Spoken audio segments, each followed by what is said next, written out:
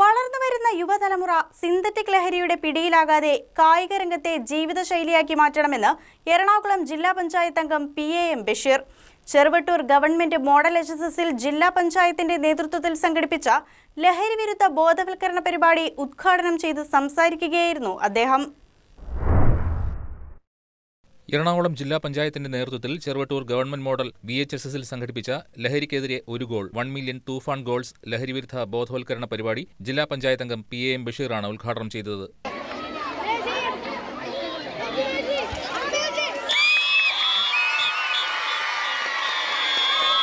ഒരു വർഷക്കാലം നീണ്ടു നിൽക്കുന്നത് ലഹരിയെ തുടച്ചു മാറ്റുന്നതിന് വേണ്ടിയുള്ള വലിയ ഇടപെടലാണ് എറണാകുളം ജില്ലാ പഞ്ചായത്തിന്റെ ഭാഗത്തുണ്ടാകുന്നത്. ഗ്രാമപഞ്ചായത്തിന്റെയും പൊതുജനങ്ങളുടെയും ഒക്കെ സഹകരണത്തോടുകൂടി നമ്മുടെ നാട്ടിൽ നിന്ന് ലഹരി എന്ന മഹാവിപത്ത് ഒഴിവാക്കുന്നതിന് വേണ്ടിയുള്ള ഇടപെടലാണ് ഉണ്ടാകേണ്ടത്.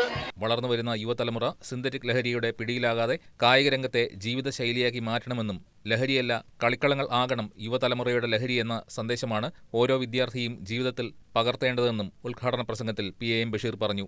ആരോഗ്യമുള്ള സമൂഹം വാർത്തെടുക്കാൻ കായിക സംസ്കാരത്തിനും ലഹരിവിരുദ്ധ ബോധവൽക്കരണത്തിനും വലിയ പങ്കുണ്ടെന്നും അദ്ദേഹം കൂട്ടിച്ചേർത്തു. ബ്ലോക്ക് പഞ്ചായത്ത് അംഗം വൃന്ദ മനോജ്, ഗ്രാമപഞ്ചായത്ത് അംഗങ്ങളായ Azeez Mamolam, CK Sathyan, National Congress ward president Salim Peppathi തുടങ്ങിയവർ ചടങ്ങിൽ പങ്കെടുത്തു. സ്കൂൾ ഹെഡ്മിസ്ട്രസ്, അധ്യാപകർ, വിദ്യാർത്ഥികൾ, നാട്ടുകാർ എന്നിവരും ചടങ്ങിൽ സാന്നിധ്യം വഹിച്ചു. News desk KCB news.